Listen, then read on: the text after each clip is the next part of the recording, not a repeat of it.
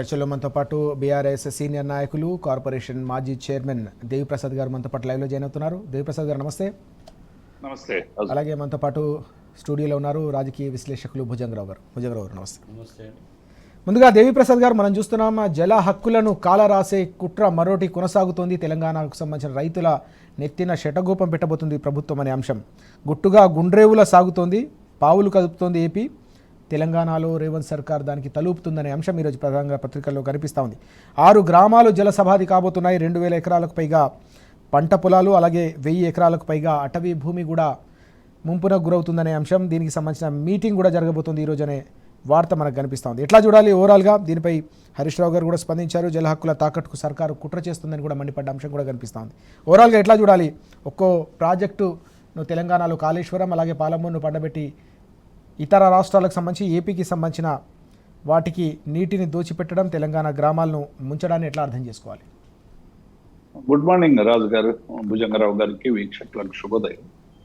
ప్రధానంగా గత రేవంత్ రెడ్డి పరిపాలన వచ్చిన తర్వాత ఈ నీటి విషయాల మీద చాలా చర్చ జరుగుతూ ఉంది. తెలంగాణ ప్రయోజనాల కంటే కూడా ఇతర రాష్ట్ర ప్రయోజనాల మీదనే ఈ రాష్ట్ర ప్రభుత్వానికి మక్కువ ఎక్కువైందనేటువంటి విషయాన్ని మనం చాలా సందర్భాల్లో చాలా స్పష్టంగా కనబడుతుంది. ఒకటి, కాళేశ్వరం ప్రాజెక్టుకు సంబంధించినటువంటి నీటిని నిల్వ చేసి లిఫ్ట్ చేసి తెలంగాణను ఆదుకోవాల్సినటువంటి ప్రభుత్వం చేతులెత్తేసింది. అంటే వర్షాకాలం ముందే వాటిని రిపేర్ చేసి, ఎందుకంటే ఎలినో ప్రభావం చాలా తీవ్రంగా ఉంటుందనేటువంటి హెచ్చరికలు కేంద్ర ప్రభుత్వం చేసినప్పటికి కూడా అసలు రాష్ట్ర ప్రభుత్వం ఏమాత్రం కూడా పట్టించుకోకుండా పెద్ద ఎత్తున మరి ఈ విషయంలో చేస్తున్నటువంటి విషయాన్ని మనకు చాలా స్పష్టంగా కనబడతాం. కాబట్టి ఇటువంటి సందర్భంలో గత సంవత్సర కాలంగా గుట్టుగా గుండ్రేవుల ప్రాజెక్టుకు సంబంధించినటువంటి వెనుక బ్యాక్గ్రౌండ్ సౌండ్ వస్తుంది, కొంత తగ్గించి మనం కొద్ది ఆడియో చూసుకోండి పీసీఆర్.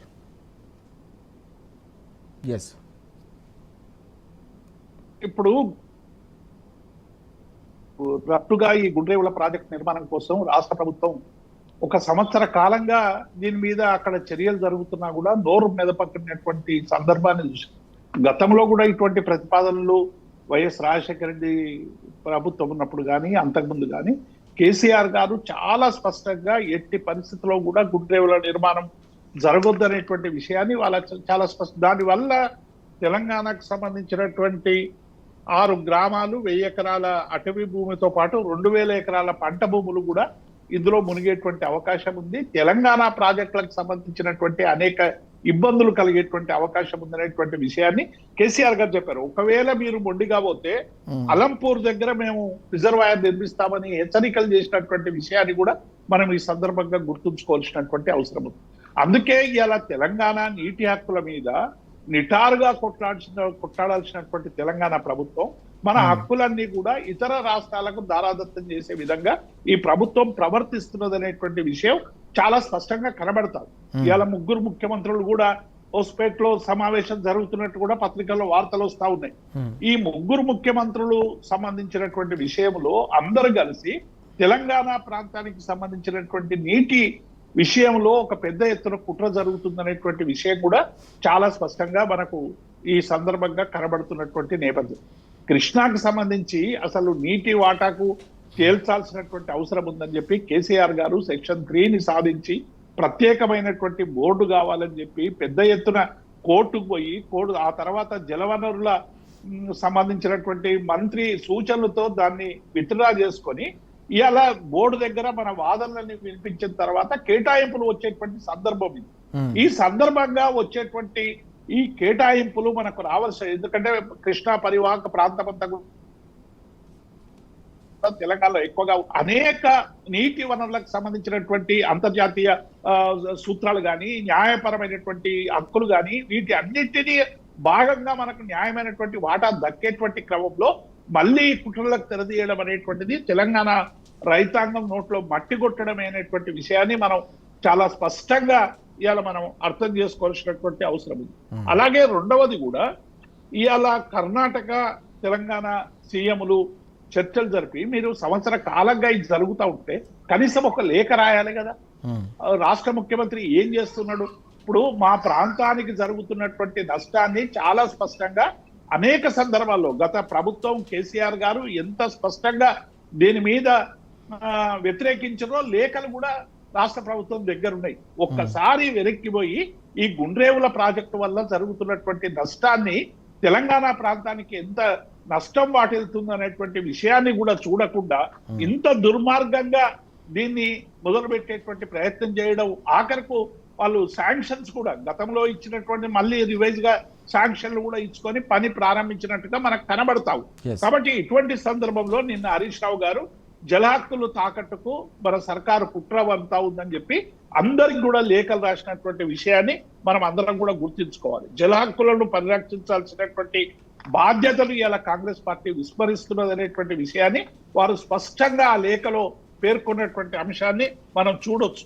ఎందుకంటే తుంగభద్రపై అక్రమ ప్రాజెక్టు అడ్డుకోవాలని అభ్యంతరాలు చెప్పాల్సినటువంటి రాష్ట్ర ప్రభుత్వం వారికి హక్కులు ఇచ్చే విధంగా ప్రయత్నించడం అనేటువంటిది తెలంగాణ ప్రయోజనాల్ని తాకట్టు పెట్టడమే అనేటువంటి విషయాన్ని కూడా నిన్న హరీష్ రావు గారు చాలా స్పష్టంగా వివరించినటువంటి సందర్భం చూస్తాం. ఇవాళ కొడంగల్ లిఫ్ట్ ఇరిగేషన్ కు సంబంధించినటువంటి ఎన్ఓసికి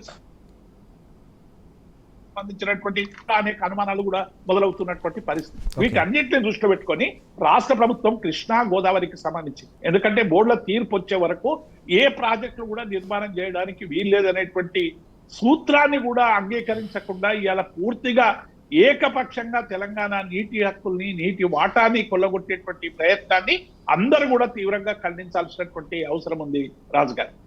పూర్తి స్థాయిలో తెలంగాణ హక్కులను కాలరాసే ప్రతి కుట్రను కూడా తెలంగాణ సమాజం ఎదుర్కోవాలని చెప్పి దేవిప్రసాద్ గారు చెప్తున్న అంశాన్ని మనం చూస్తున్నాం. ఇక్కడ భుజంగరావు గారు గతంలో చూసాం, బనకచెర్ల పేరిట కూడా తెలంగాణ రైతుల హక్కులను కాలరాసే కుట్ర కొనసాగిన పరిస్థితి, దాన్ని కూడా బీఆర్ఎస్ తీవ్ర స్థాయిలో దాన్ని వ్యతిరేకించిన సందర్భం మనం చూసాం.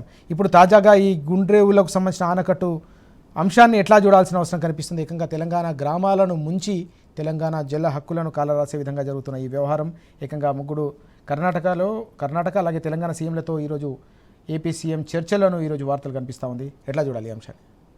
ఒకనాడు తెలంగాణ రాష్ట్రం రాకముందు చూడు తెలంగాణ చుక్క నీళ్లు లేని తాన, పల్లెల్లో పల్లెళ్ళు మొరిచినాయి, పల్లె కన్నీరు ఎడుతుందో కనిపించని కుట్రలాని కన్నీటి గాథలను అనేక సార్లు మనం వేదికల మీదకి ప్రజాక్షేత్రంలోకి తీసుకెళ్ళి మనకు జరుగుతున్న అన్యాయాలపైన నిరంతర పోరాటాలు, అంటే నిలువరించలేని నీళ్ల దోపిడీ, అరికట్టలేని నియామకాల దోపిడీ, పక్కదారి పడుతున్న ఏపీకి తరలిపోతున్న తెలంగాణ ప్రాంతంలో వచ్చినటువంటి నిధులను పక్కదారి పట్టించే క్రమంలో సంవత్సరాల తరబడి, అంటే 1956 నుంచి 60 సంవత్సరాలుగా కన్నీటి గాథలు, మానసిక వ్యధలు, అనేక రకాలైనటువంటి దోపిడీకి గురైనటువంటి ఈ తెలంగాణ జాతి అంటే సీఎం ఏదో చెప్పిండు గతంలో, జాతి అంటే ఇప్పటికైనా తెలుసుకోవాలి, తెలంగాణలో ఉన్నటువంటి మానవ సమూహం ఈ జాతి. తెలంగాణ జాతిని విడిపించాలి, విముక్తి చేయాలి, తెలంగాణ తల్లిని చెర నుంచి బయటికి తీసుకురావాలనే దాంతో నిస్వార్థమైనటువంటి త్యాగాలతో అమరుల బలిదానాలపైన ఈ తెలంగాణ రాష్ట్రం ఏర్పడ్డ తర్వాత 10 సంవత్సరాల పాలనను పటిష్టంగా చేసుకొని నిర్మించుకున్నటువంటి దుర్భేద్యమైన తెలంగాణ రాష్ట్రాన్ని అన్ని విధాల అగ్రభాగానికి తీసుకెళ్ళి తెలంగాణ అంటే ఇదా, తెలంగాణ ఏర్పడితే బ్రతుకులే ఉండవు, చిత్రమైపోతాయని అవహేళన మాటలు మాట్లాడిన వాళ్లకు సజీవంగా సాక్ష్యంగా చెప్పినటువంటి పరిస్థితి. అంటే పాడైన భూములు, బీడు భూములు నాడుంటే పచ్చని బయటపరిచినట్టుగా మాగాని 1 కోటి వరకు పెంచి దాదాపు 2,20,00,000 మాగాని ఎకరాలకు తీసుకెళ్లి కేసీఆర్ గారు అపర భగీరథుడిగా తెలంగాణ రాష్ట్ర పరిపాలకుడుగా నాడు ఉన్నటువంటి పరిస్థితి. ఇప్పుడు ఏమున్నది? తెలంగాణ రాష్ట్రం మళ్ళీ చెరబట్టబడుతుంది, నియామకాల్లో గొడవలే అన్యాయాలే జరుగుతున్నాయి, నిరుద్యోగులు రోడ్డు పైనకు వచ్చిండ్రు, బుక్కడు తిండి తిందాం, నా పొలాన్ని నేను సేద్యం చేసుకుంటా, నేను రైతుగా రాజుగా కేసీఆర్ గారు ఉంచిపోయింది కదా, కాలు మీద కాలేసుకుని ఆ దర్జా, ఆ టీవీ, రైతే సమాజానికి దిక్చూసి రైతే తిండి పెట్టేవాడనేటువంటి పరిస్థితి నుంచి నీ కాలు మొక్తా నీ బాంచననే స్థితికి దిగజార్చినటువంటి మనం కోరుకొని మనము ఎంత వద్దన్నా గీపెట్టినా ప్రతిఘటించినా అనేక రకాల నచ్చజెప్పినా ఆశలో పోయి ప్రజలు ఉరిని మెడకు తగిలించుకున్నట్లుగా రేవంత్ రెడ్డి ఒక శాపమై పాపమై తెలంగాణ రాష్ట్రానికి తగులుకున్న పరిస్థితి. ఇవాళ ఏముందండి అంటే ఆర్డిఎస్, తుమ్మిళ్ళ, భీమా అలాంటి ప్రాజెక్ట్స్ కట్టి మన శ్రీశైలం రిజర్వాయర్లో, కృష్ణా వాటర్లో కేఆర్ఎంబి నిర్ధారించినటువంటి టీఎంసీలు ఎంత, ఈ రాష్ట్ర ప్రభుత్వం వాడుకున్నది ఎంత? 30% నీళ్ళనే వాడుకొని 70% వదిలేసిన పరిస్థితి కదా. వదిలేయడంలో కుట్ర ఉందా, అన్యాయం ఉందా? తెలంగాణ రాష్ట్రాన్ని మళ్ళీ బీడు భూములుగా ముఖ్యంగా పాలమూరు ప్రాంతాన్ని పాలమూరు బిడ్డ అని చెప్పుకుంటాడు. ఆయన బిడ్డే కాదు, నల్లమల పులి బిడ్డ అని చెప్పుకుంటాడు. మరి నల్లమల పులి ఇట్లా ఉండదు, నల్లమల పులి బిడ్డ ఇట్లా ఉండదు. రోషం ఉంటుంది, పౌరుషం ఉంటుంది, త్యాగం ఉంటుంది, నిస్వార్థమైనటువంటి సేవ ఉంటుంది. ఇవన్నీ కూడా మచ్చుకైన కనరన్నటువంటి రాష్ట్ర ముఖ్యమంత్రి రేవంత్ రెడ్డి గారు పొరుగు రాష్ట్రంలో ఉన్నటువంటి గురువైనటువంటి చంద్రబాబు నాయుడు గారితో, కర్ణాటక ముఖ్యమంత్రితో, ముగ్గురు రాష్ట్రాల ముఖ్యమంత్రులు ముచ్చటగా రేపు హోస్పేట్లో ఒక సమావేశం పెట్టుకొని తుంగభద్రకు క్రస్ట్ గేట్లు ఓపెనింగ్ అనేటువంటి సాకుతో సమావేశం పెట్టుకొని రాష్ట్రం ఏదో తెలియకనో తెలిసో నేను చెప్పిన మాయమాటలకు లోబడి నాకు ఓటేసి గెలిపించారు, సీటు మీద కూర్చోబెట్టిర్రు. గురువు కార్యం నెరవేర్చడానికి నేను ఇక్కడ ఉన్నా, కోట లోపల జ్వరబడాలంటే తలుపులు తీయడానికి సిద్ధంగా ఉన్నా, మీరు సర్వర్ దోపిడీ చేసుకోవడానికి అన్ని రకాల ఏర్పాట్లు నేను లోపల నుంచి చేసి పెడతా, ఇంకా నమ్మే వాళ్ళు ఉన్నారు, నమ్మించడానికి నేను సిద్ధంగా ఉన్నా అనేటువంటి మాట చెప్తూ కర్ణాటకలో ఉన్నటువంటిది కాంగ్రెస్ ప్రభుత్వం, ఇక్కడ ఉన్నటువంటిది కాంగ్రెస్ ప్రభుత్వం, పక్కన ఉన్నటువంటిది టీడీపీ ప్రాంతీయ పార్టీ ఎన్డీఏ కూటమిలో ఉంటుంది. ఏంది ఈ కలయిక అంటున్నాను నేను. అంటే చంద్రబాబు నాయుడుకు నరేంద్ర మోడీకి పుట్టినటువంటి క్రాస్ బ్రీడ్ రేవంత్ రెడ్డి గారు. నేను సూటిగా అడుగుతా ఉన్నా, ఎవరి ప్రయోజనాలు రక్షించాలను? తెలంగాణ రాష్ట్ర ప్రయోజనాలుగా రక్షించాల్సింది. నీళ్ళ దోపిడీ నుంచి తెచ్చుకున్నటువంటి రాష్ట్రాన్ని నీళ్ళ వాటాను ఏపీకి వదిలేసి, నువ్వు కర్ణాటకకు వదిలేసి స్వేచ్ఛగా అనుమతులు తీసుకోమని సహకరిస్తే నిన్నేమనుకోవాలి? ఇంటి శత్రువుగా చూడకపోతే ఇంకా నిన్నేమంటారు? నన్ను ఎవరు ముఖ్యమంత్రిగా గుర్తించట్లేదని అనుకుంటే లాభం ఏంది రేవంత్ రెడ్డి గారు? నిన్ను ముఖ్యమంత్రిగా గుర్తించాలని ప్రజా సంరక్షకుడపై ఉండాలి. అనేక ప్రజలను నిన్ను ఓటేసిన వాళ్ళకు అన్నం పెట్టిన సున్నం పెట్టకుండా ఉండాలి. ఉన్న ఇంటికి తెలంగాణ రాష్ట్రానికి అన్నం పెట్టకుండా ఉండాలి. జరుగుతున్నటువంటి దోపిడీ పైన ఆనాడేమో గుండ్రేవులకు కేసీఆర్ గారు అడ్డు తగిలి ససేమిరాన్ని అడ్డుపడితే ఆనాడు అది ఆగిపోయింది.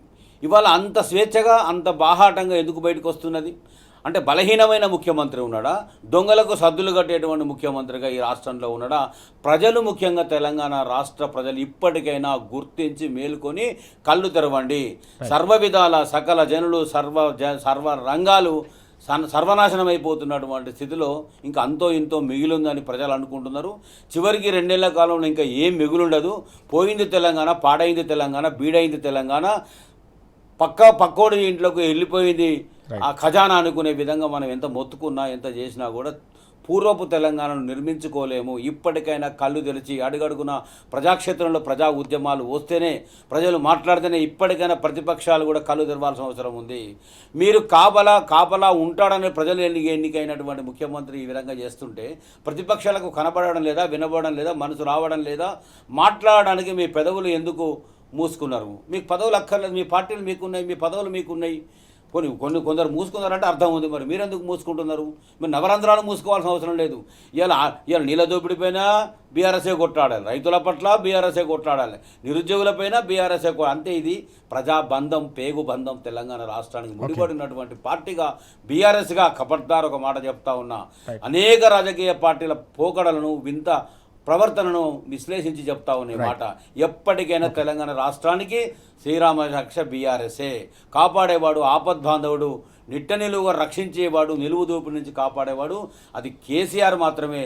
రానున్న కాలంలో కాబోతున్నటువంటి బీఆర్ఎస్ అధికారంలోకి వస్తే ఖచ్చితంగా పాలనా పగ్గాలు చేపట్టిన తర్వాత అన్యాయాలకు, అక్రమాలకు, ఇలాంటి వాటన్నిటికి కూడా తగిన శాస్త్రీయ గుణపాఠం, మూల్యం చెల్లించుకో సందర్భం వస్తుంది. ఎవరిని వదిలిపెట్టే స్థితిలో రాబోతున్నటువంటి బీఆర్ఎస్ పాలన ఉండదు అని చెప్తా ఉన్నా. ఇలా సంకలు ఎగిరేసుకోవచ్చు మీరు. కర్ణాటక చాలా మేము లబ్ధి పొందుతున్నాం, మాకు సహకరిస్తున్నాం, మేము తెచ్చుకుంటున్నామని అనుకోవచ్చు మీరు. ఇప్పుడు మన 3 ప్రాజెక్టులు కడతా ఉన్నారు. 3 ప్రాజెక్టులతో సాగునీరుకి ఎక్కడ ఎఫెక్ట్ అవుతుందండి? తుంగభద్ర ద్వారా శ్రీశైలంకి వాటర్ రాదు. శ్రీశైలంకి వాటర్ రాకపోతే ఆర్డీఎస్ పోతుంది, తుమ్మిళ్ళ పోతుంది, భీమా పోతుంది. అంటే మేమే కట్టినామని అనుకుంటారు కదా.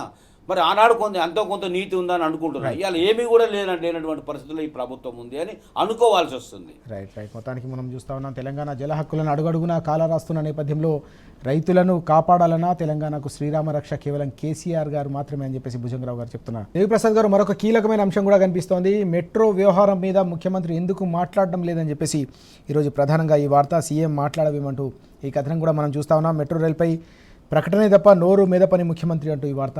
ఇటీవల వరుస ప్రెస్ కాన్ఫరెన్స్లు పెట్టారు, కానీ కేంద్రానికి ఏకంగా తెలంగాణకు సంబంధించిన మెట్రోను, హైదరాబాద్ మెట్రోను తాకట్టు పెట్టారనే అంశం, మరోవైపు హైదరాబాద్ ప్రజలపైన పెనుభారం మోపుతున్నారనే అంశం కూడా మనకు కనిపిస్తోంది. ఎట్లా చూడాలి ఓవరాల్గా మెట్రో ఇష్యూను, మెట్రో చుట్టూ అల్లుకున్న మొత్తం వివాదాన్ని? ఇప్పుడు రాజుగారు, మెట్రోకి సంబంధించినటువంటి అంశంలో అదొక పెద్ద తీవ్రమైనటువంటి యుద్ధంగా కిషన్ రెడ్డి గారిని నిలదీస్తున్న అనేటువంటి సందర్భంలో కిషన్ రెడ్డి గారి మీద చాలా విషయాలు చెప్పిండు. కేంద్ర ప్రభుత్వం సహకరిస్తలేదు, 13,627 కోట్ల రూపాయలు రెడీగా ఉన్నాయి, ఒక క్లిక్ కొడితే మా అకౌంట్ లోకి వస్తాయి, ఈ రాకుండా చేస్తున్నాడు కిషన్ రెడ్డి అని చెప్పి తీవ్రంగా మాట్లాడినటువంటి రేవంత్ రెడ్డి ఢిల్లీ మీటింగ్ తర్వాత ప్రెస్ మీట్ పెట్టకపోవడం అనేటువంటిది ఇవాళ అనేక అనుమానాలకు దారితీస్తా ఉన్నది. ఎందుకంటే ఇవాళ మీరు ఇక్కడనేమో గల్లీలనేమో కొట్లాడుతున్నారు, ఢిల్లీలోనేమో దోస్తీ చేస్తున్నారు అనేటువంటి విషయం ఇవాళ తెలంగాణ ప్రజలకు అర్థమైపోయింది. మీరు ఈ రుణానికి సంబంధించి ప్రజలను తప్పుదారి పట్టించేటువంటి ప్రయత్నం చేశారు. ఐఆర్ఎఫ్సి లోన్లన్నీ కూడా 4% వస్తున్నాయి, 4% మేము తెచ్చుకుంటున్నాం, మొత్తం అయిపోయింది, టోటల్ గా ఇచ్చేయాలనేటువంటి అంశాన్ని చెప్పినప్పటికీ కూడా ఎక్కడ కూడా దానికి సంబంధించినటువంటి అంశం ఎక్కడ కూడా కనబడలేదు. అంటే మళ్ళీ మొదటికి వచ్చింది. ఈ ఎల్ఎన్టీకి సంబంధించి టేక్ ఓవర్ చేసినటువంటి అంశాన్ని మళ్ళీ ముదింపు చేయాలనేటువంటి అంశం కూడా ఇవాళ ముందుకు వచ్చినటువంటి అంశాన్ని చూశాం. ఎందుకంటే మెట్రో ఫేజ్ 1 మొత్తంగా కూడా కేసీఆర్ పాలనలో టోటల్ గా కంప్లీట్ అయ్యి తెలంగాణ ప్రజలకు, ముఖ్యంగా హైదరాబాద్ ప్రజలకు మెట్రో సౌకరించినటువంటి బీఆర్ఎస్ పార్టీ మెట్రో సెకండ్ కు సంబంధించినటువంటి అంశంలో కూడా అనేక డిపిఆర్లు సమర్పించినప్పటికీ కూడా ఆనాడు కేంద్రం సహకరించలేదు. కనీసం ఇప్పుడైనా దీన్ని ముందుకు తీసుకుపోయేటువంటి ప్రయత్నంలో ఇద్దరు కలిసి మళ్ళీ మెట్రోకు గ్రహణం పాడినట్టుగా మనకు చాలా స్పష్టంగా కనబడతా ఉంది. ఢిల్లీలో నిన్న జరిగినటువంటి సంప్రదింపులు అన్ని కూడా మళ్ళీ గుడుగుడు గుంచెం గుండె రాగమన్నట్టు మళ్ళీ మొదటి స్థానానికి వచ్చినాయి. ఏ ఒక్క సమస్య కూడా పరిష్కారం కాలేదు. లోన్ సమస్య పరిష్కారం కాలేదు, ముదింపు సమస్య పరిష్కారం కాలేదు. 1,000 కోట్ల రూపాయలు, 30,000 కోట్ల రూపాయలు మేము 14,000 కోట్లకు తీసుకున్నామని చెప్పినటువంటి రేవంత్ రెడ్డి మరి ఈ విషయంలో ప్రెస్ మీట్ పెట్టి కేంద్ర ప్రభుత్వం వ్యవహరిస్తున్నటువంటి తీరును ఎందుకు ప్రశ్నించడం లేదనేటువంటి విషయాన్ని ఇవాళ మనం చాలా స్పష్టంగా అర్థం చేసుకోవాలి. కాబట్టి మెట్రో విషయంలో ఏ ఒక్క ముద్దడు కూడా ఈ రాష్ట్ర ప్రభుత్వం చర్చల ద్వారా సాధించలేదు అనేటువంటి విషయం చాలా స్పష్టమైపోయింది. రాజు గారు, కొద్దిగా వెనుక సౌండ్ వస్తున్నది, చూడండి, పీసీఆర్ డిస్టర్బెన్స్ వస్తుందంట, చూడండి ఆడియో. కాబట్టి మెట్రోపై రేవంత్ మార్క్ విధ్వంసం ఇది కొనసాగుతున్నది అనేటువంటి అంశాన్ని మనం చాలా స్పష్టంగా తెలుసుకోవాలి. ఇలా చెప్పింది ఒకటి, చేసింది ఒకటి. 2 పార్టీలు కలిసి ఇలా తెలంగాణ రాష్ట్రానికి జరుగుతున్నటువంటి నష్టాన్ని చాలా స్పష్టంగా ఇవాళ చెప్పలేనటువంటి పరిస్థితి. యుద్ధం చేస్తాం, ఒకవేళ ఇయ్యకుంటే ఏమైనా చేస్తాం, మా స్వంత డబ్బులతో ముందుకు పోతాం అని చెప్పినటువంటి రేవంత్ రెడ్డి ఇవాళ మెట్రోకి సంబంధించినటువంటి విషయంలో స్పష్టత ఎందుకు ఇస్తలేడు? రాజుగారు, డెఫినెట్ గా ఇవ్వాల్సినటువంటి అవసరం ఉంది. 2 రాజకీయ పార్టీలు కలిసి ఇవాళ మెట్రోను ముందడుగు వేయకుండా మెట్రోను మళ్ళీ అది 2047కు పెడతారా, లేకుంటే మళ్ళీ అధికారంలోకి వస్తే తెస్తామంటారా? డబుల్ ఇంజన్ సర్కారు కావన్నా ఇవాళ ఎక్కడైనా బీజేపీ ప్రభావం కొద్దిగా కోల్పోతే దాన్ని లేపే ప్రయత్నం చర్య ద్వారా చాలా స్పష్టంగా అర్థమైతా ఉంది. అంటే బీజేపీ మెట్రో గురించి పట్టించుకుంటుంది, మెట్రో కేంద్ర మంత్రులు సహకరిస్తున్నారు, కేంద్ర మంత్రులతో చర్చలు జరుపుతున్నాం అనేటువంటి ఒక భ్రమల్ని ఇలా ప్రజలకు కలిగించేటువంటి ప్రయత్నం చేస్తా ఉన్నాడు. ఇలా సూటిగా అడుగుతున్నాం, రేవంత్ రెడ్డి గారు, మీరు కేంద్ర ప్రభుత్వంతో చర్చలు జరిపారు, 2 మంత్రులతో చర్చ జరిపారు, లోన్ విషయంలో మీ కార్యాచరణ ఏమైంది? మరి 2వ మెట్రో సెకండ్ కు సంబంధించినటువంటి అనుమతుల విషయంలో ఏమైంది? కేంద్రం మెట్రో 1లో కూడా భాగస్వామ్యం కావాలని చేస్తున్నటువంటి ప్రయత్నంలో మీ రాష్ట్ర ప్రభుత్వం వైఖరేంది? ఆస్తుల ముదింపు విషయంలో ఇలా ఎస్బీఐ ఇదివరకే ఒక బ్యాంకుతో మీరు ముదింపులు చేసి ఖరారు చేసినటువంటి దాన్ని మళ్ళీ కేంద్ర ప్రభుత్వం కొత్తగా తీసుకొచ్చేటువంటి ప్రయత్నం చేస్తా ఉంది. దీని మీద మీ వైఖరి ఏంది? ఏ వైఖరి చెప్పకుండా కామ్గా ఉండి ఇలా తెలంగాణ ప్రజలని వాళ్ళ దృష్టిని మళ్లించేటువంటి ప్రయత్నం చేయడం అనేటువంటిది దుర్మార్గం. డెఫినెట్ గా ప్రజాక్షేత్రంలో బీఆర్ఎస్ పార్టీ ఈ మెట్రో వెనుక ఉన్నటువంటి మర్మాన్ని డెఫినెట్ గా ప్రజల దగ్గర తీసుకుపోతాం, ప్రజాక్షేత్రంలో నిలబడతాం. కేసీ ఎంతో దూరం లేదు రాజు గారు, ఎందుకంటే 30 నెలల పరిపాలన అయిపోయింది. ఇక ఉన్న పరిపాలన 20-25 ఏళ్ళు మళ్ళీ కేసీఆర్ పరిపాలన రాబోతా ఉంది. డెఫినెట్ గా మెట్రో ముందడుగు వేయాలన్నా, మెట్రోకు సరైనటువంటి పరిష్కారం కావాలన్నా, మెట్రో ప్రజలకందరికీ అందుబాటులో రావాలన్నా బీఆర్ఎస్ పాలనలోనే సాధ్యమవుతుంది అనేటువంటి విషయాన్ని మేము చాలా స్పష్టంగా ప్రకటిస్తా ఉన్నాము రాజు గారు. ఎస్, మనం చూస్తా ఉన్నాం దేవిప్రసాద్ గారు చాలా స్పష్టంగా చెప్తా ఉన్నారు. కాంగ్రెస్ హయాంలో మెట్రో పూర్తయ్యే పరిస్థితి లేదు, బీజేపీ కూడా పూర్తిగా ఇక్కడికక్కడ అడ్డుపుల్ల వేస్తూ ఉంది. మెట్రోను స్వాధీనం చేసుకునే ప్రయత్నాలు జరుగుతున్న నేపథ్యంలో కేవలం బీఆర్ఎస్ హయాంలోనే మరోసారి మెట్రో పరుగులు సాధ్యమవుతాయి, సెకండ్ ఫేజ్ కూడా ముందుకెళ్తుందనే అంశాన్ని మనం చూస్తూ ఉన్నాం. ఇక్కడ భుజంగరావు గారు చాలా కీలకమైన విషయం ఇది. వాస్తవానికి హైదరాబాద్ మెట్రో అనేది రోజుకు 6 లక్షల మందిని గమ్యస్థానాలకు చేరుస్తుంది. ప్రతినిత్యం కూడా ప్రజా రవాణా వ్యవస్థలు అత్యంత కీలకం. గతంలో కాంగ్రెస్ హయాంలో దాన్ని చేపట్టినా కూడా 2014 వరకు అడుగు ముందుకు పడిన పరిస్థితి. కేసీఆర్ గారి హయాంలోనే 70-80% పనులన్నీ పూర్తయిపోయి ప్రధానమంత్రి చేతుల మీదుగా మనం ప్రారంభించుకున్న సందర్భాన్ని మనం చూసాం. కరోనా కష్టకాలంలో కూడా మెట్రో పరుగులు పెట్టిన పరిస్థితి. కానీ ఇప్పుడు తొలి దశ మెట్రోను కూడా కేంద్ర ప్రభుత్వానికి స్వాధీనం చేస్తున్న పరిస్థితి. రెండో ఫేజ్ను సాధించకుండా ఏకంగా ఇతర రాష్ట్రాలు అనేక మెట్రోలు సాధిస్తున్నా కూడా తెలంగాణకు సెకండ్ ఫేజ్కు సంబంధించిన మెట్రో సాధించిన సందర్భం మనం చూసాం. ఈ క్రమంలో ఎట్లా చూడాలి, ఓవరాల్గా ఈ మొత్తం వివాదాన్ని ఎట్లా చూడాల్సిన అవసరం ఉంది? ఈరోజు వచ్చిన కథనం మెట్రో రైలుపై ప్రకటన తప్ప నోరు మీద పని ముఖ్యమంత్రి అంటూ ఈ వార్తను మనం ఎట్లా చూడాలి? తెలంగాణ రాష్ట్రంలో అన్ని వ్యవస్థలను చెరబట్టినట్టు మెట్రోను కూడా కబలించి చెరబట్టేటువంటి పరిస్థితికి ఒక వ్యాపారాత్మక ధోరణితో, ఆక్రమించే ధోరణితో రేవంత్ రెడ్డి గారి ఆలోచన మొదటి నుంచి కొనసాగుతుంది తెలంగాణ రాష్ట్రంలో. ఎందుకు ఈ మాట అనాల్సి వస్తుంది అంటే, మెట్రో సవ్యంగా ఉంది, చక్కగా ఉంది, ప్రయాణికులకు సౌకర్యవంతంగా ఉంది. రెండవ దశ విస్తరణ కింద కేసీఆర్ గారి ప్రభుత్వం, నాటి బీఆర్ఎస్ ప్రభుత్వం అన్ని రకాలుగా ప్రయత్నం చేస్తున్న సందర్భంలో ప్రభుత్వం మారిన కానుంచి, కాంగ్రెస్ అధికారంలోకి వచ్చిన కానుంచి ఉన్న వ్యవస్థలను నాశనం చేసేటువంటి ఉద్దేశంతోనే ఉంది. మెట్రోను బాగు చేద్దామనో ఉద్ధరిద్దామనో ముఖ్యమంత్రి కాంగ్రెస్ ప్రభుత్వం ఆలోచన లేదు. దాని వెనుక 257 ఎకరాల ఆస్తులు ఉన్నాయి, అనేక మాల్స్ ఉన్నాయి. ఇన్ని ఉపయోగపడేటువంటి ఆస్తులు ఉన్నప్పుడు దాదాపు 30,000 కోట్ల ఆస్తులు. ఈ 30,000 కోట్ల ఆస్తులు చేజిక్కించుకోవాలంటే దాని యజమాని అయినటువంటి మెట్రోలో ఉన్నటువంటి ఎల్ఎన్టీని రాష్ట్రం నుంచి తరిమేయాలి. దానిలో భాగంగానే ఇదంతా జరుగుతూ ఉంది. 13,532 కోట్లు జపాన్ నుంచి జైకా అనే సంస్థ నుంచి ఐఆర్ఎఫ్సికి లోన్స్ వచ్చినాయి. ఇక విడుదలకు మాత్రమే ఆలస్యం ఉన్నది. అనేక ప్రెస్ మీట్లు, వరుస ప్రెస్ మీట్లు పెట్టి నా ఘనతే, నా గొప్పతనమే అని చెప్పుకున్న ఈ ముఖ్యమంత్రి గారు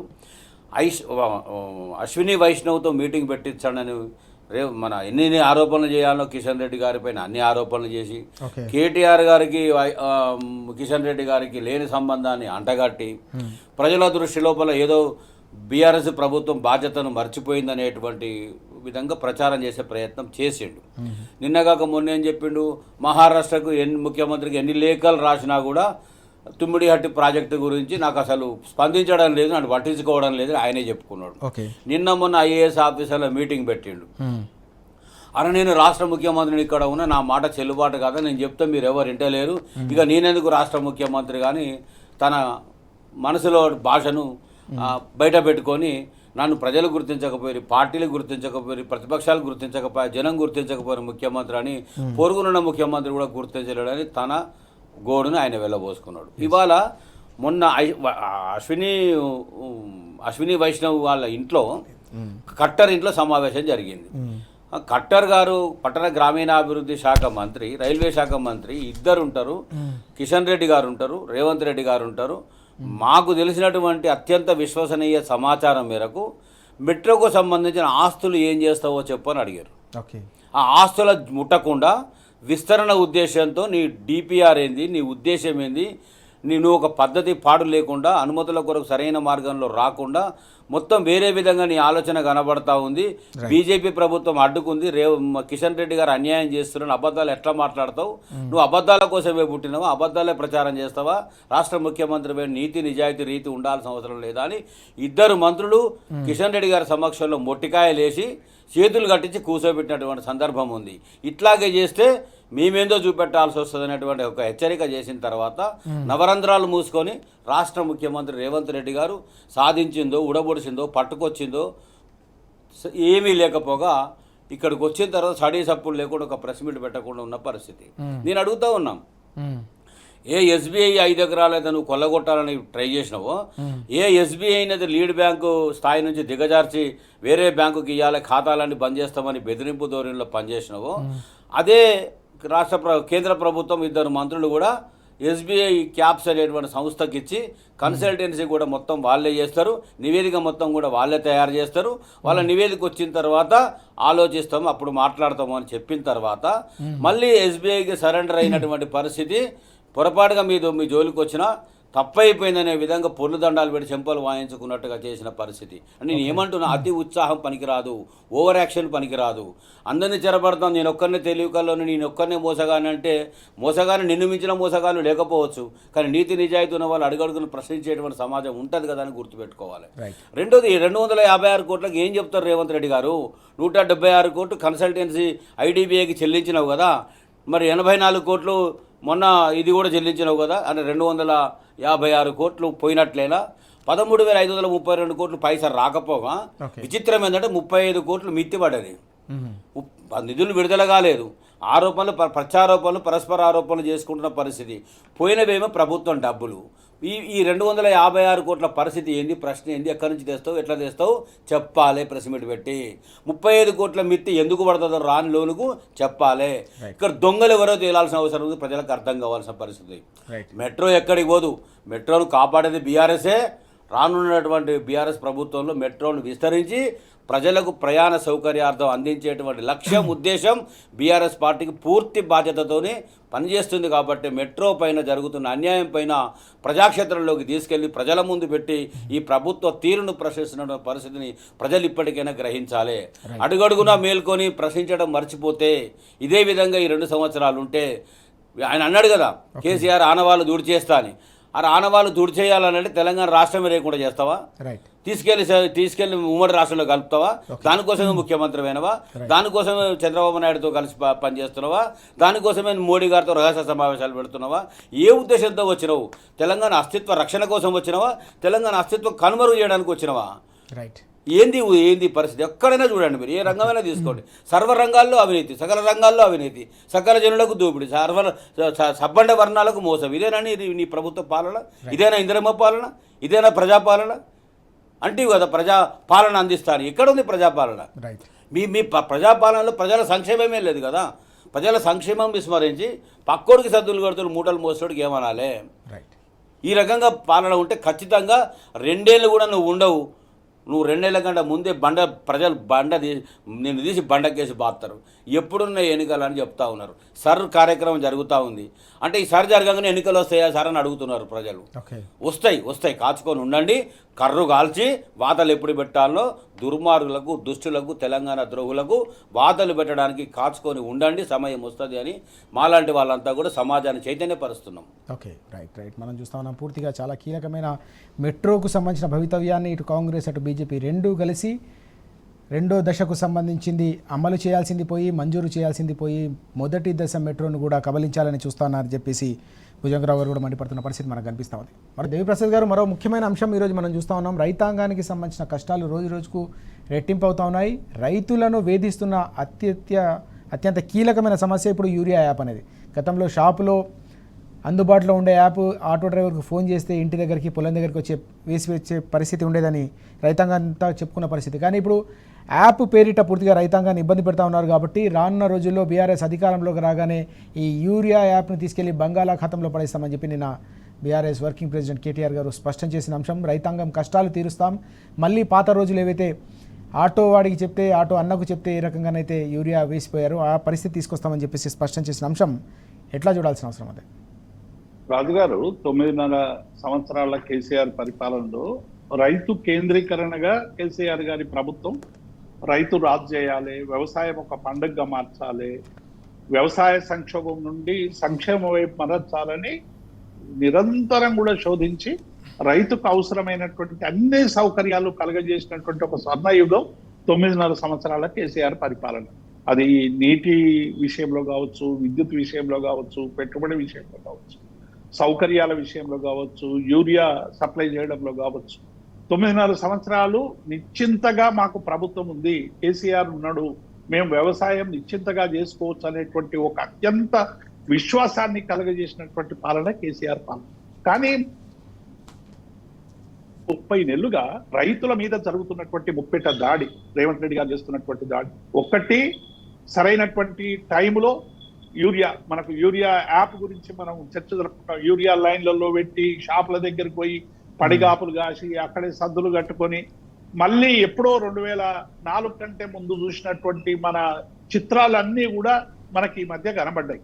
ఆ తర్వాత యాప్ తెస్తాం అని చెప్పి పెద్ద ఎత్తున చేసి యాప్ తెస్తే అసలు షాపుల్నే యూరియా లేకపోతే యాప్లు ఎట్లుంటుందని సామాన్య రైతులందరూ కూడా ఎట్లా మాట్లాడినో మనం అందరం కూడా చూసినాం. అందుకే ఈ కష్టాలు కన్నీళ్లను తీర్చడానికి బీఆర్ఎస్ పార్టీ డెఫినెట్ గా మా ప్రభుత్వం అధికారంలోకి వచ్చిన తర్వాత ఈ యాప్ రద్దు చేస్తాం, ఇంటింటికి అవసరమైనటువంటి పొలం దగ్గరికే మీకు యూరియా పంపిస్తామనేటువంటి ఒక విశ్వాసాన్ని నిన్న కేటీఆర్ గారు ఇచ్చినటువంటి విషయాన్ని మనం చాలా స్పష్టంగా అర్థం చేసుకోవాలి. ఇలా బీజేపీ కాంగ్రెస్ రెండు కూడా ఒక వైపేమో అవసరమైనటువంటి యూరియా అలొకేట్ చేస్తలేదనేమో రాష్ట్ర ప్రభుత్వం కేంద్ర ప్రభుత్వం మీద విసులు వేస్తా ఉంది. మేము అవసరమైనటువంటి యూరియా ఇచ్చినాం కానీ పంచడంలో రాష్ట్ర ప్రభుత్వం విఫలమైందనేటువంటిది బీజేపీ. రెండు రాజకీయ పార్టీలు కలిసి ఇలా తెలంగాణ రైతాంగానికి సకాలంలో యూరియా ఇవ్వనటువంటి పరిస్థితి మనకు చాలా స్పష్టంగా కనపడ్డది. ఆ యూరియా ఒక్కటే కాదు, ఇలా తెలంగాణ రైతాంగం ఎదురు చూస్తున్నటువంటి రైతు బంధు విషయంలో ఎంత మోసం జరుగుతున్నదో ఇలా రైతాంగం అంతా కూడా గమనిస్తా ఉన్నారు. మీరు 15,000 ఇస్తామన్నటువంటి రైతు బంధు ఇవాళ ఏమైపోయింది, రాహుల్ బంధు అయిపోయిందని చెప్పి నిన్న కేటీఆర్ గారు అన్నది చాలా స్పష్టంగా కనబడతా ఉంది. మీరు రైతు బంధు 3 సందర్భాల్లో ఎగ్గొట్టి ఇవాళ ఒక్కసారి 2 ఎకరాలకే పరిమితం చేసి మొత్తంగా 29,333 కోట్లు ఇలా తెలంగాణ రైతాంగానికి ముంచినం అనేటువంటి విషయాన్ని ఇవాళ సభలలో ఎక్కడికి పోయినా మీరు సర్ మీద డిజిటల్ సభ్యత్వం మీద అటు హరీష్ రావు గారి సభలు పెట్టినా ఎందుకంత స్పందన వస్తా ఉంది అంటే ప్రజలలో ఈ కాంగ్రెస్ పార్టీ రైతాంగం పట్ల తీవ్రమైనటువంటి మనోవేదనకు గురి చేస్తా ఉంది. ఈ పార్టీ పోతే తప్ప తెలంగాణ రైతాంగానికి విముక్తి లేదనేటువంటి భావన ఇలా ప్రతి రైతు గుండెల్లో కదలాడుతా ఉంది. కాబట్టి యూరియా యాప్ విషయంలో కానీ, రైతు బంధు విషయంలో కానీ, ఇవాళ రైతు కూలీలకు ఇచ్చేటువంటి విషయంలో కానీ ఏ ఒక్కటి కూడా రైతు కేంద్రీకరణగా జరగడం లేదు. ఇలా ప్రాజెక్టుల విషయంలో కూడా అదే కక్ష తీర్చుకుంటా ఉన్నాడు. ఇలా కాళేశ్వరం ప్రాజెక్టుకు సంబంధించినటువంటి చిన్న మరమ్మతులు చేసి చెరువులన్నీ నింపి ఇవాళ రిజర్వాయర్లన్నీ నింపితే ఇలా తెలంగాణలో ఈ కష్టం ఎందుకు ఉండేది? చాలా రైతులందరూ కూడా ఎక్కడికక్కడ తమ సాగు లేకుండా అట్లే చేతులుడికి చూడాల్సినటువంటి పరిస్థితి మనకు చాలా స్పష్టంగా ఇలా కనబడుతున్నటువంటి విషయం. మీరు కనీసం పంట పండిస్తే కొంటారేమో, డబ్బులు ఇస్తారేమో అంటే దాని పరిస్థితి అంతే. సన్నాలకు బోనస్ ఇస్తామని చెప్పి మేనిఫెస్టోలో పెట్టి 33 రకాలకు ఇస్తామని చెప్పి ఇవాళ చివరికి 7 రకాలకు గురి రిస్ట్రిక్ట్ చేసినటువంటి విషయం ఇలా రైతాంగం అంతా కూడా చూస్తా ఉంది. కాబట్టి ఈ అన్ని సమస్యలు కూడా ఇలా రైతాంగాన్ని వెంటాడుతా ఉన్నాయి. మళ్ళీ తెలంగాణ రైతాంగం సంక్షోభంలో కూరుకుపోయేటువంటి ప్రయత్నం ఈ ప్రభుత్వం ద్వారా జరుగుతా ఉంది. కాబట్టి ఇలా బీఆర్ఎస్ పార్టీ చాలా స్పష్టంగా ఈ విషయంలో రైతుల్ని మరి చైతన్యపరిచి రైతాంగంని ఒక విశ్వాసం ఇచ్చి రాబోయే కాలం మనదే, మీరు ఏమి దిగులు పడకండి, ఈ 2.5 సంవత్సరాలు కొట్లాడతాం, ప్రభుత్వాన్ని మెడలు వంచుతాం, వీలైనంత మేరకు తీసుకుందాం, కానీ మన కేసీఆర్ పరిపాలన వచ్చే వరకు మనం ఈ కన్నీళ్లను కసిగా మార్చుకుందామని చెప్పి ఇలా కేటీఆర్ గారు చెప్తున్నటువంటి అంశం ఇవాళ డెఫినెట్ గా తెలంగాణ ప్రజానీకంలో ఒక గొప్ప విశ్వాసాన్ని ఇస్తుందనడంలో ఎటువంటి సందేహం లేదు రాజు గారు. ఎస్ మనం చూస్తాం భుజంగరావు గారు. వాస్తవానికి ఇప్పుడు దేవిప్రసాద్ గారు చెప్పినట్టు 14 తర్వాత ఎప్పుడు కూడా విత్తనాల కోసం కావచ్చు, ఎరువుల కోసం, యూరియా కోసం ఎక్కడ కూడా క్యూ లైన్లు కనిపించిన సందర్భం లేదు. సమైక్య రాష్ట్రం నాటి సకల దరిద్రాలన్నీ కూడా మళ్ళీ తెలంగాణ రైతులను చుట్టుముడుతున్న సందర్భాన్ని మనం చూస్తూ ఉన్నాం. మళ్ళీ చెప్పుల క్యూ లైన్లు, దుకాణాల వద్ద రైతులకు సంబంధించిన ఇబ్బందులు, పడిగాపులు, అర్ధరాత్రి ఆడబిడ్డలు కూడా వేచి చూస్తున్న సందర్భాలు గతంలో మనం చూసాం. ఇలాంటి క్యూ లైన్లు కనిపించొద్దనే ఉద్దేశంతో తీసుకొచ్చిన యూరియా యాప్ ఏదైతుందో అది కూడా రైతుల పాలిట శాపంగా మారింది. కాబట్టి దాన్ని బంగాళాఖాతంలో పడేస్తామని చెప్పి నిన్న కేటీఆర్ గారు చేసిన హెచ్చరికను ఎట్లా చూడాల్సిన అవసరం ఉంది? కడుపు నిండా విషం నింపుకున్న కాంగ్రెస్ ప్రచారంలో పిసిసి ప్రెసిడెంట్గా ఏం చెప్పిండండి ఈయన? ధరణిని తీసి బంగాళాఖాతంలో వేస్తాం, భూభారతిని తీసుకొస్తామని చెప్పారు. ఇప్పుడు భూభారతి వచ్చింది, భూహారతి అయిపోయింది. అంటే నిషేధిత జాబితాలోకి ప్రైవేటు భూములు, వ్యవసాయ భూములు, పంట పొలాలు దాదాపుగా 1 కోటి ఎకరాలను చేర్చిన పరిస్థితి. వాటిని విడిపించుకోవాలంటే అడిగినంత అప్పచెప్తేనే, పర్సెంటేజ్లు సెటిల్మెంట్లు అయితేనే వాటిని బయటికి తీసుకురావాలి. ఇవాళ యూరియా ఎకరానికి ఎన్ని బస్తాలు ఇచ్చిండు, ఎట్లా ఇచ్చిండు, ఫోన్ చేస్తే ఇంటికి ఎట్లా వచ్చినాయి ఆటోలలో యూరియా బస్తాలు, రైతు కూసున్నా కాడ పంట పొలం కాడికే కష్టం తెలియకుండా యూరియా బస్తాలు ఎట్లా వచ్చినాయో ఇవాళ తిడుతూ ఉన్నారు రైతులు. నేను మొన్న నా భూమి ఉంటే నేను మొన్న వెళ్ళిన యూరియాని బుక్ చేయడానికి స్వయంగా నా స్మార్ట్ ఫోన్లో నేనే ట్రై చేసిన. అది సగం దాకా పోతుంది, ఆగుతుంది.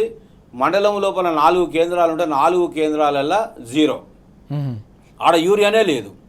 నేను బుక్ చేస్తే అక్కడికి వెళ్ళి వస్తుంది అంటే మెడకాయ మీద తలకాయ నోడికి ఎవరికైనా అర్థం కావాలి. షాపుల్లో యూరియా పెట్టి యాప్ల్లో చేసుకోమంటే చదువు వచ్చిన వాళ్ళకు, స్మార్ట్ ఫోన్ ఉన్న వాళ్ళకు, టెక్నాలజీ తెలిసిన వాళ్ళకు సాధ్యపడుతుంది. రైతులకు ఆపరేట్ చేసుకోవడం రాదు. ఇప్పుడు నేను ఉన్నానండి, స్మార్ట్ ఫోన్లో అన్ని ఆప్షన్స్ నేను ఆపరేట్ చేసేది నాకు కూడా ఉండదు, ఎందుకంటే వాటితో అంత అవసరం ఉండదు. రైతులకు అంత అవసరం ఎట్లొచ్చింది? మొదలు స్మార్ట్ ఫోన్ లేదు.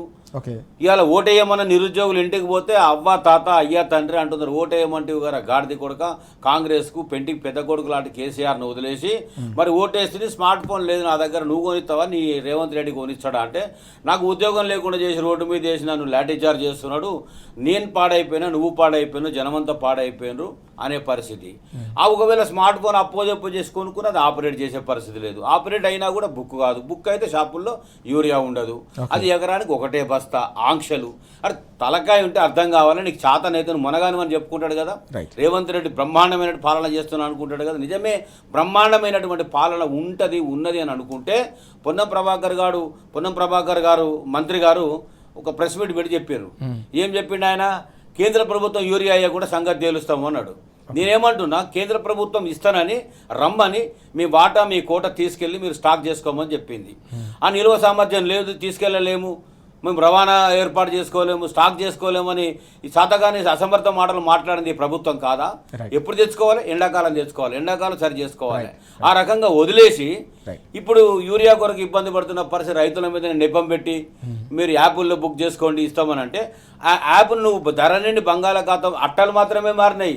మీకు చెప్తున్నా సీతారామరాజు గారు, ధరణి అట్లనే ఉంది. భూహారతి టైటిల్ మారింది, అట్టలు మారినాయి, లోపల మొత్తం అట్లే ఉంది. చేర్చింది ఒకటే, నిషేధిత జాబితాలో భూములు చేసే పరిస్థితి.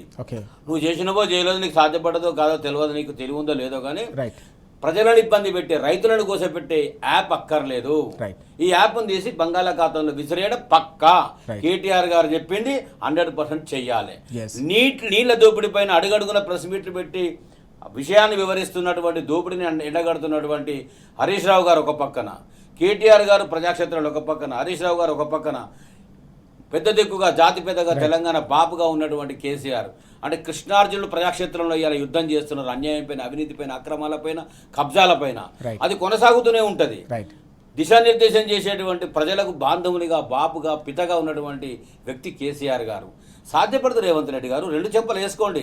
పొరపాటున ముఖ్యమంత్రి సీట్లో కూర్చున్నా నా వల్ల కాదిగా, నా వల్ల ఏం కాదు. ఇప్పుడు ఆయన అంటున్నాడు కదా, నేను చెప్తే ఎవరంటే లేరు, నాకు ఎవరు అపాయింట్మెంట్ ఇస్తలేరు, కేంద్రానికి పోతే నా పరిస్థితి అట్లా ఉంది, పక్క రాష్ట్రానికి పోతే ఇట్లా ఉండదని అంటున్నప్పుడు ఇంకా 2 ఏళ్ళు పాలన ఎట్లా కొనసాగిస్తావు అని అంటున్నా.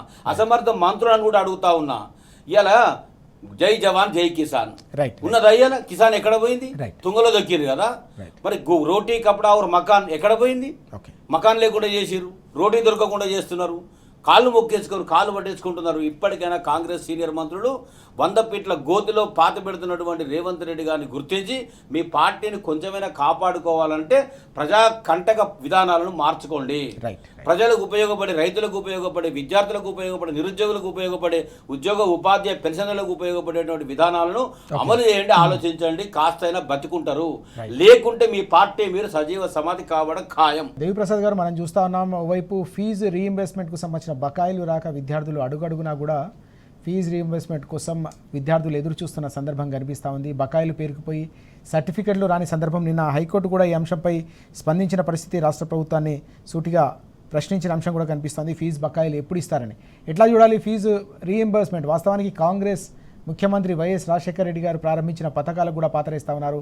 కేసీఆర్ గారి పథకాలకు వైపు నిర్వీర్యం చేస్తూనే చివరికి గతంలో వైఎస్ ముఖ్యమంత్రిగా ఉన్నప్పుడు చేసిన పథకాలను కూడా నిర్వీర్యం చేయడాన్ని అట్లా చూడాల్సిన అవసరం.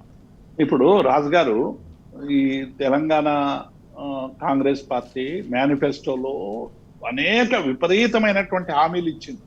అందులో ప్రధానమైనటువంటి ఫీజు రియంబర్స్మెంట్ కానీ, విద్యా ఓవర్సీస్ స్కాలర్షిప్ కానీ, 10వ తరగతి పాస్ అయితే ఎస్సీ ఎస్టీలకు ఏదో జీవన జ్యోతి పెట్టి 10 పాస్ అయితే 10,000, 12 పాస్ అయితే 15,000, పీజీ పాస్ అయితే 50,000, పిహెచ్డి అయితే 1,00,000, ఇట్లా అనేక హామీలు ఇచ్చి విద్యార్థులను మొత్తంగా కూడా తమ కాంగ్రెస్ అంబాసిడర్లుగా మార్చుకొని ఎన్నికల్లో అధికారంలోకి వచ్చిన తర్వాత ఏమైపోయింది? నిరుద్యోగ యువకుల వీపుల మీద విమానాలు మోగుతున్నాయి. రోజు లాఠీ చార్జ్ లేదు. దిల్సుఖ్ నగర్, అశోక్ నగర్ మనం ఎక్కడ చూసినా కూడా కనీసం ఈ ఫీజు రియంబర్స్మెంట్ కి సంబంధించినటువంటి స్కీము రాజశేఖర రెడ్డి ప్రవేశపెట్టిన, కేసీఆర్ గారు సమర్థవంతంగా ఇది బడుగు బలహీన వర్గాలకి బీటెక్ అయినా లేకుంటే ఇంకొకటైనా ఎంబీఏ అయినా ఏదైనా ప్రొఫెషనల్ కోర్స్ చదవాలంటే డెఫినెట్ గా ఫీజు రియంబర్స్మెంట్ ఉండాలని డిగ్రీ నుంచి అక్కడ వరకు అనేక ఫీజు రియంబర్స్మెంట్ పెట్టి టంచన్ గా ఒక కాలేజీలకు ఇచ్చేటువంటి ప్రయత్నం చేశాం. కానీ ఇవాళ గతంలో కాంగ్రెస్ ప్రభుత్వం బాకీ ఉంచినటువంటి ఫీజు రియంబర్స్మెంట్ బకాయిల్ని కూడా కేసీఆర్ గారు అధికారంలోకి వచ్చినాక చెల్లించినటువంటి సందర్భాన్ని మనం చూసినాం. ఇది కాంగ్రెస్ ప్రభుత్వం పెట్టింది, మేము పేమెంట్ చేయాలని కేసీఆర్ ఏనాడు ఎక్కడ కూడా మాట్లాడినటువంటి పరిస్థితి మనకు చాలా స్పష్టంగా కనబడ్డది. కానీ ఇవాళ పరిస్థితి ఏమైపోయిందంటే, ఒక్క ఫీజు రియంబర్స్మెంట్ కు సంబంధించి 30 నెలలుగా ఒక్క రూపాయి కూడా ఇలా విడుదల చేయనటువంటి పరిస్థితి.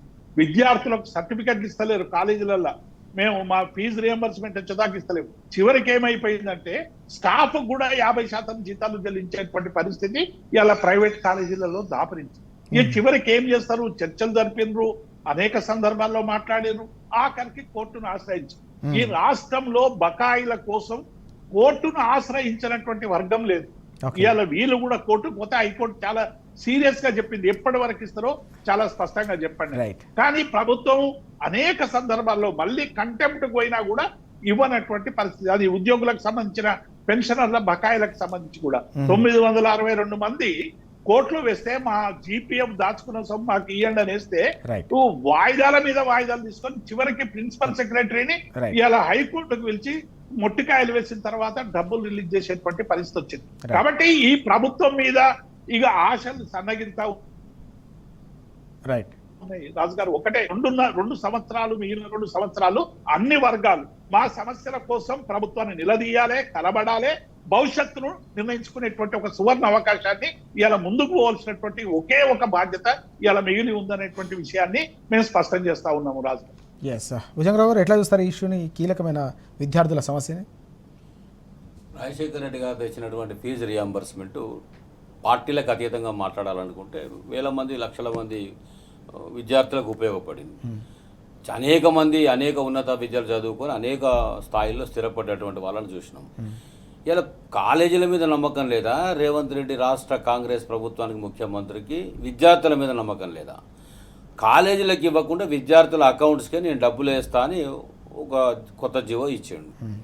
పోనీ విద్యార్థులకు ఇచ్చిన తర్వాత పైసా రాకముందే, డబ్బులు వేయకముందే రెవెన్యూ రికవరీ యాక్ట్ తెస్తా అన్నాడు. అంటే 15 రోజుల నీ ఖాతాలో డబ్బులు వేసి నువ్వు కాలేజీ కట్టకపోతే రెవెన్యూ రికవరీ యాక్ట్ పెట్టి నేను జైల్లో పెడతా అంటున్నాడు. అంటే చదువుకోకుండా చేస్తున్నావా, లేకుంటే వాళ్ళను డిస్ట్రక్టివ్ నేచర్తో రోడ్డు పాలు చేస్తున్నావా? స్కూల్లో చదువుకుంటా ఉన్నాడు, స్కూళ్ళు మూసేస్తా అంట. 27,000 స్కూళ్ళు 4,000 ఉంచుతా, 23,000 స్కూళ్ళు తీసేస్తా, నేనే విద్యామంత్రి, నేనే ముఖ్యమంత్రిని అంటావు. కాలేజీలో పోయి చదువుకుందామంటే అటు కాలేజీలను నమ్మవు, ఇటు విద్యార్థులను నమ్మవు, రూపాయి ఇచ్చేది లేదు. ఇప్పుడు చదువుకున్న విద్యార్థులు ఉన్నటువంటి వాళ్ళకు ఉద్యోగ అవకాశాలు ఉన్నాయంటే నిరుద్యోగులకు ఉద్యోగ అవకాశాలు లేవు. జాబు లేని క్యాలెండర్ ఇస్తావు, దాని పేరు జాబ్ క్యాలెండర్ చెప్తావు. అడిగితే లాఠీ చార్జ్ చేస్తావు, అమానుష కాండ చేస్తావు. అంటే నేనేమంటున్నా, ఫీజు రియంబర్స్మెంట్ నీ కాంగ్రెస్ ప్రభుత్వమే ఇప్పుడు తలకాయ ఉంటే ఆలోచన చేయాలి. Right. కొన్ని విధానాలను కంటిన్యూ చేయాల్సిన అవసరం ఉంటుంది. Right. మరి కేసీఆర్ గారికి తను తెచ్చిన పాలసీ కాకపోయినా ప్రజలకు విద్యార్థులకు ఉపయోగపడుతుంది కాబట్టి దాన్ని ఇంకా సవరణలు చేసి Yes. అందించే స్థాయిలో మరింత చేరువగా చేసి అందించిన ఒక మనసున్న మహారాజు ముఖ్యమంత్రిగా ముద్రపడ్డాడు కదా. మరి నువ్వెందుకు ఆ పని చేయలేకపోతున్నావు? ఓకే, అంటే విధ్వంసకమైన ప్రవృత్తిని మానుకోండి. రైట్, అందరి క్షేమము చూడకపోయినా ఏం లేదు, ఉన్నదాన్ని చెడగొట్టే ఆలోచన చేయకండి. రైట్. ఫీజు రియంబర్స్మెంట్ ఇవ్వకపోతే బరాబరి ప్రభుత్వం ముక్కుబిండి వసూలు చేస్తుంది. కోర్టు కూడా సైతం కోర్టు మొన్న ఒటికాయలు వేసింది హైకోర్టు. ఏమని చెప్పిందంటే Right. బరాబర ప్రైవేటు కాలేజీలకు రియర్స్ ఇవ్వండి, విద్యార్థులకు ఇవ్వండి, ఇవ్వకపోతే మళ్ళీ మీరు వచ్చి ఇక్కడ నిలబడాల్సి వస్తుంది. హైకోర్టు కూడా డైరెక్షన్ ఇచ్చిన పరిస్థితి. ఎస్ మనం చూస్తా ఉన్నాం. ఓవైపు రైతులు, మరోవైపు నిరుద్యోగులు, ఇంకోవైపు విద్యార్థులను కూడా ఈ ప్రభుత్వం తీవ్ర స్థాయిలో అవస్థలకు గురి చేస్తుందని దేవిప్రసాద్ గారు అలాగే భుజంగరావు గారు కూడా మండిపడుతున్న అంశం. హైకోర్టు కూడా సీరియస్గా స్పందించిన నేపథ్యంలో ఇప్పటికైనా ఫీజు బకాయిలను వెంటనే ప్రభుత్వం చెల్లించాలనే డిమాండ్ కూడా ఊపందుకుంటున్న పరిస్థితి కనిపిస్తూ ఉంది. Thank you very much Devi Prasad గారు అలాగే భుజంగరావు గారు చర్చలు పాల్గొన్నందుకు థ్యాంక్ యూ. ఇది వాటి వార్తలు వాస్తవాలు. నమస్తే.